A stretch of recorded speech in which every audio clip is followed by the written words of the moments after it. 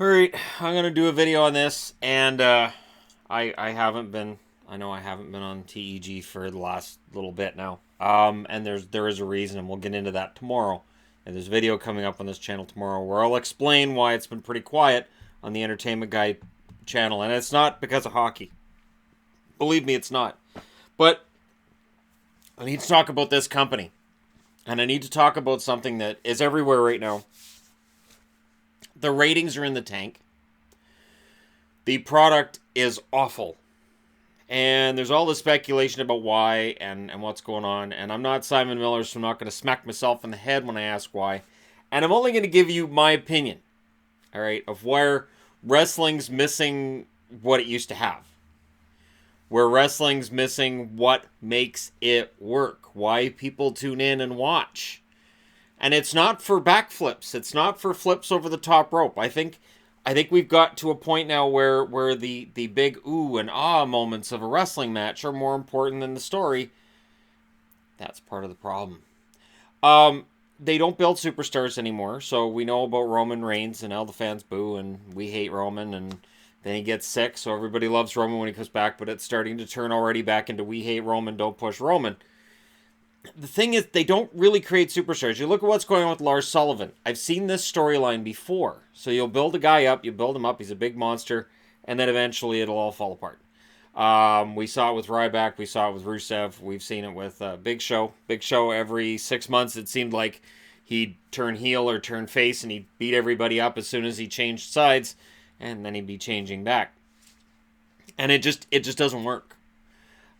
Because part of the problem is, like, I'm going to use Samoa Joe as an example. So they give Samoa Joe the U.S. title because the only way to get a wrestler over now is to give him a belt. And that's part of the problem too, but we'll come back to that. So Samoa Joe gets the title, and he's in a feud with Rey Mysterio. Doesn't bother me in the slightest. Rey versus Samoa Joe, you can print money off that. But Joe loses, Joe wins, Joe loses, Joe wins. And none of it seems to matter. So they have a match at WrestleMania, which is really short because Rey Mysterio's hurt. And then they have another match after that. And then another one. And whether it's a 6-man tag match or whatever it is, they're still in the ring with each other. And it doesn't feel like anything big is going on here. Now, they don't need to get stupid like they did when Samoa Joe was fighting with AJ. And for some reason it was about AJ's wife and AJ as a dad. That was just a weird storyline. Really, really, really strange. But here's Samoa Joe, a guy who you look at, and he and Kevin Owens are two guys that I believe could legit beat people up. Absolutely 100%. They're legit. They look like tough guys. They have that persona. Kevin Owens is portrayed as a coward most of the time, except when he's not.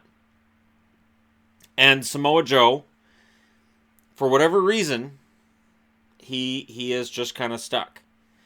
And I think there's another side of this too. Does every feud have to involve a belt? It didn't used to. So this whole four corners matches for titles, there's going to be eight guys in the ring, and they're all going for the belt. And, we're going to have all these people going for a belt. Oh, look, it's a 4 corners tag match. There's 8 people in this tag team title match. All of them going for the belts. And the champions don't have to be involved in the count. I miss when you could just fight because you didn't like the other guy. I miss when there were personal beefs that would show up on the air. When the belt was an afterthought. The belt wasn't necessary. And they say the man makes the title, not the title makes the man. Well, what we're seeing right now is they're trying to use the title all the time. And they have, various titles to use to build up various feuds. Otherwise, it's just nothing. It doesn't matter. And every feud between women involves them just being catty with one another and petty jealousy. And for the guys, it's all 50-50. And, I understand people get upset about the whole, 50-50, you guys aren't writing wrestling, so you guys don't know what you're talking about. You're not in the industry. I get that. But I remember watching wrestling when I was a kid, and you would have Macho Man Savage and Ricky Steamboat, and there was an Intercontinental title involved, but it didn't matter. It didn't mean anything that that title was involved or wasn't. Because you have Randy Savage taking the ring bell and drilling Ricky Steamboat in the throat with it.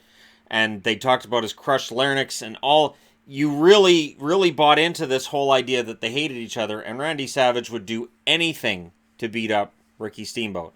And then at Mania, they put on this amazing match. The title was an afterthought. But you didn't see them in the ring every week against each other in tag matches. You didn't see them in the ring every week yelling at each other. They were kept apart. You'd see interviews backstage where they talk about how much they hated each other. So Savage would go out and fight some nobody and he'd win. Ricky Steamboat would go out, fight some nobody and he'd win. And they would continue to win every week, building up to the matchup between each other. Now, with the way that wrestling is done now, that just doesn't happen. You don't see anybody go on a long winning streak or a long losing streak unless it's Kurt Hawkins. And now, you know, with Hawkins, he and Ryder have the tag belts, and I don't know that I care. There's a disconnect between what fans want to see and what they're putting out there. So it's all formulaic. And it feels like the video game. So if you get the WWE video game, you don't really need to watch Raw and SmackDown because there you go, you've got it. That's all it is. Everything is formulaic. I can't remember the last time there was a feud that I said, boy, it really feels like there's something important on the line here. Closest I can get is when Brock Lesnar loses at Mania to Seth Rollins. And that was just relief from me that Brock Lesnar, who's wrestling like 3-4 times a year, wrestled the exact same match every time and just retained and had squashed the entire roster and made it so I didn't care when his matches came on, when he came out, or anything, because it didn't matter. And now, word has it, he's signed a brand new deal with WWE. So he leveraged WWE and UFC against each other, leverages that into a new deal with WWE. And while I applaud his business sense and his ability to, you know, maximize his income, as a wrestling fan, all I can think is, oh God, he's going to come out and squash Seth Rollins. They're going to build up Seth, and then they're just going to squash him and give the belt back to Brock Lesnar, and he's going to keep it for years. And that's my fear, is that somebody who's not on wrestling regularly just gets squashed. Now, that would seem to fly in the face of what I've been saying. No. Because Randy Savage and Ricky Steamboat, going back to that great feud back in the day, they were on TV every week. They were there every week. They were full-time performers. And they'd be going around house shows and they perform. And at house shows, they'd probably be fighting with each other. And that's part of the fun of a house show, is you go and you get to see the big matches between the guys where they're practicing what they're going to do for the pay-per-views. And they still do that. The difference is it doesn't feel important anymore. Money in the Bank's coming up. They didn't even try to make it seem like it's important. They just come out and go, here's the people who are in him. There you go. 8 guys, 8 girls. There you go. How do you feel? And as a fan, I went, yeah. Okay. Fine. They've overexposed Becky Lynch. I admit that. Now, I'm going to say this, though, and I know a lot of people are starting to turn on Becky Lynch because it's what you do online, right? You push for a wrestler, this guy's getting screwed over, that girl's getting screwed over, and then they get pushed on TV, and then it's, I don't really like, they're really pushing them right now. Yeah, I know what I said before, but I really don't like this. And the Internet Wrestling Community, IWC, is infamous for doing exactly this every bloody time. And I hate that it's happened again and that it continues to happen. Where we will complain and we want this wrestler. And as soon as the WWE goes, all right, we're going to throw the belt on him, the community goes, oh, well, that's not what we meant at all. Yeah, now we don't want that one. Now Rusev's getting screwed over. Which I would agree with, but when Rusev was being pushed, all I heard was, well, yeah, he's getting pushed, but he's just going to get squashed by Cena. And then he did. But the company doesn't create the stars anymore. The booking doesn't seem to matter. So when you watch a match on Raw or SmackDown, it doesn't matter who wins and loses. And there are notices from within the company that they don't really care who wins and loses either. It's just about getting from one week to the next week to the next week and just trying to advance through all these feuds and move from one to the next. Stop it. The wins and losses should absolutely matter. You should have double countouts where these guys are just brawling. Part of what drives me nuts during a match is when two guys are fighting on the floor and I see the referee just standing there. I'm like, this is where you count. This is the part where the referee's supposed to count them out of the ring. You're taking me out of the match because you're telling me what I'm watching out on the floor doesn't matter. So they'll throw each other into the... And every now and then a referee will leave the ring. Doesn't make any sense. While two guys are fighting outside the ring, and instead of doing the count, he'll leave the ring. Well, come on, get out of the ring. Just count it. Why? What are you doing? Just count it. So we hear about or referees getting in trouble because they're not counting the matches and they're not treating it like it's real. Okay, well then have them count wrestlers out. Stop this crap where it's like he just threw him into the announce table and he just hit him with a chair. Why isn't there a bell ringing?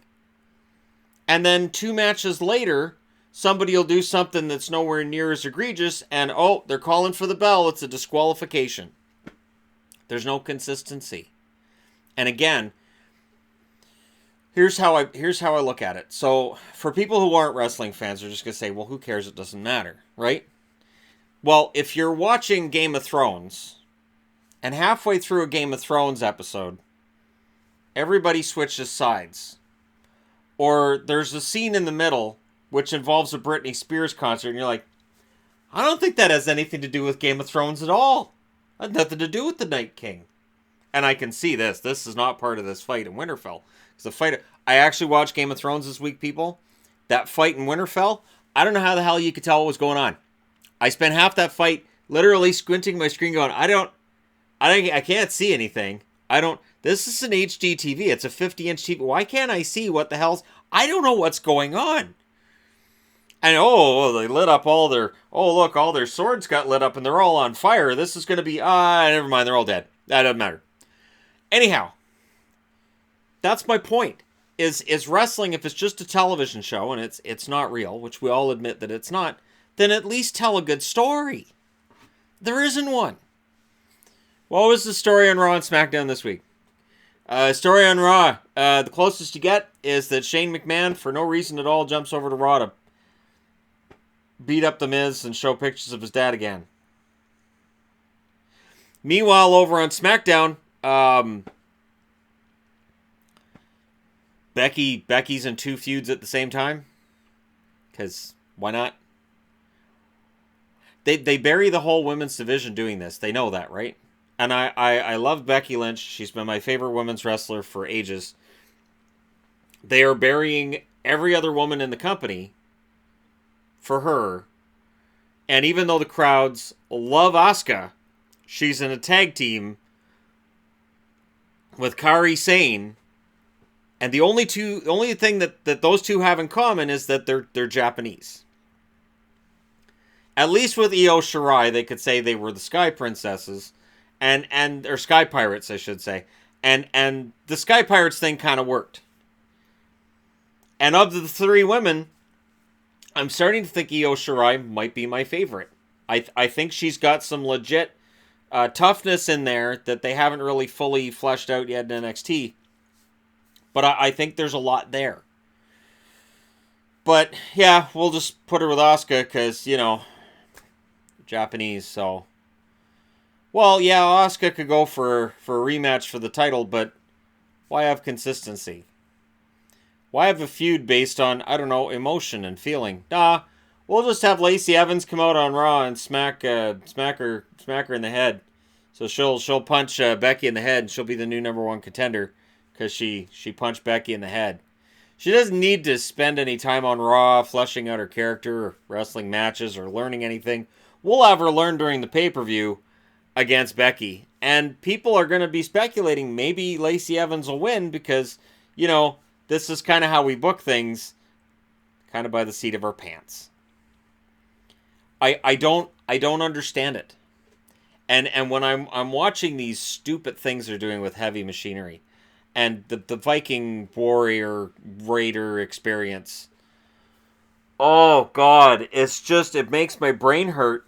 And I don't understand where these decisions come from. I don't understand having a company where you talk about how it's to be taken seriously and you treat it seriously and you do these 60-minute fantastic documentaries on WWE, and yet at the same time in the same program, sometimes in the next segment, you have cartoonish reactions to situations and you have characters that are completely avant-garde in the same show you're trying to be gritty and realistic. It doesn't work. It doesn't. It'd be like, in The Descent, this really dark, bloody movie, and then in the middle of nowhere, hey look, it's a scene with Roger Rabbit. Everybody gather around. This is the part of The Descent with Roger Rabbit. Alright, now Roger Rabbit's done, so we're going to go back to the serious and the... See how that works? There's no tone to WWE anymore. The tone changes from segment to segment. It doesn't make any sense. So now you've got matches don't mean anything. So the results don't matter. Titles are the only reason to have a feud anymore. And here's the extent of any feud in WWE. Hi, I won my title match at last night's pay-per-view. I really enjoy being your champion. Oh, there's entrance music. Here comes my next contender. Oh, more entrance music. We're going to have a schmoz. There's going to be like 6 guys that come out. We're going to talk for 15 minutes. And then they're going to have a big thing. And we're going to decide one contender. It might be 2. It might be 3. Because it's WWE. We don't know. And I'll pretend I'm angry at these guys for now. But a month from now, I'll be standing in the ring again. Or one of them will be standing in the ring. And they'll be like, hey, I won last night at the pay-per-view. And then other music's going to play. And we're going to pretend we're surprised when the exact same thing happens every 3 to 4 weeks on the show, and we rinse and repeat the exact same thing in the exact same segments in the exact same order. This is wrestling now.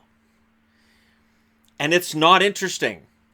Here's what I watch on Raw. I never watch the opening segment because I know that's going to involve a bunch of talking and BS in the ring that I don't care about. I don't watch the main event because I know it's not going to matter. And I know they're going to show what happens in the main event 15, 20 times the next week on Raw.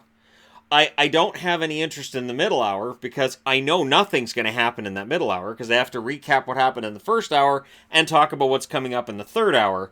I will watch, usually there's a women's match segment in that first hour, usually after all of the talking and yapping and whatever crap happens after that. So about a half an hour into the show. And then the start of the third hour, there might be something I want to watch. Other than that, I'm probably not going to have any interest. And Smackdown, which is shorter for now, it's kind of turning into the same thing. It's getting there. You turn Kevin Owens face. Fine. Now, is Kevin Owens better as a heel? Yes. But you don't turn him 3 weeks later. And I know people are going to say, well, that's because Daniel Bryan was hurt. You've got other heels. You've got Rusev's doing nothing. Nakamura's doing absolutely nothing. You're telling me you can't take Shinsuke Nakamura out of a tag team with Rusev that should have been put together in the first place, stick him in a ring with Kofi Kingston, and those two couldn't put on a 5-star wrestling match? You gotta turn Kevin Owens heel again? Owens just had a shot at the title, 6 weeks ago? It's just stupid. It's ridiculous. And you can't have a feud that doesn't involve the title. At all. And depending on what's going on, you could have a brawl where everybody comes out of the back to break it up, or you can have Lars Sullivan go out there and beat everybody up and nobody moves a muscle in the back. There's no consistency, and it takes you out of what's going on. And this is why I'm looking forward to AEW. Booked by wrestlers. It's about wrestling. All of the matches for the Double or Nothing pay-per-view in a few weeks have been very well booked. And yet, they haven't had a television program to put it on. I'm more interested in Dustin Rhodes and Cody Rhodes fighting than anything going on in WWE. And how many titles are on the line? None. 0. There's no title on the line. You don't need it. You don't need a title to sell a good fight. It's ridiculous. And yet, watch Raw, watch Smackdown. Everything's about belts, belts, belts. And the most egregious thing of all, and I'll cut this off at this, but this is my number one complaint. Have your announcers talk about what's in the ring like it's important. Stop having your announcers squabble with each other over stupidity. and make it sound like the matches that are going on inside the ring are actually important, rather than while two people are fighting each other, say, don't forget, fans, tonight the main event's going to feature Seth Rollins, and he's going to be in the ring to have an argument with one of Bray Wyatt's dolls. So that would actually sell really well. That would be fantastic. So don't forget to tune in and watch that. And then 2 minutes later in the match, after not talking about wrestling moves, because they don't call moves like they used to. Once again, don't forget. Don't forget too what happened to start the show. Seth Rollins was attacked by the ghost of Brock Lesnar. Yes, there was some kind of an apparition inside the ring. Again, that would be fantastic. Didn't actually happen. Then that apparition turned out to be Bray Wyatt's doll. So let's go back and take a look at during. And you bury your product. You absolutely bury your product. They're burying it themselves. And meanwhile, Mojo Rawley's arguing with himself in a mirror for months. Months. If you're going to do these backstage segments, have them go somewhere. Don't have them going on for months and go nowhere. Let me know your thoughts, as always, in the comment section below. Don't forget to hit like and subscribe if you're browsing your way through. You just happened upon this video. And hey, AEW Double or Nothing. I am going to track it down. I am going to watch it. And I got a funny feeling I'm going to enjoy it. And if I could be in Vegas to watch it live, I absolutely 100% would. But I got other things that I have to do. So hopefully it's a great show. Thank you guys so much for watching. I'll talk to you again soon.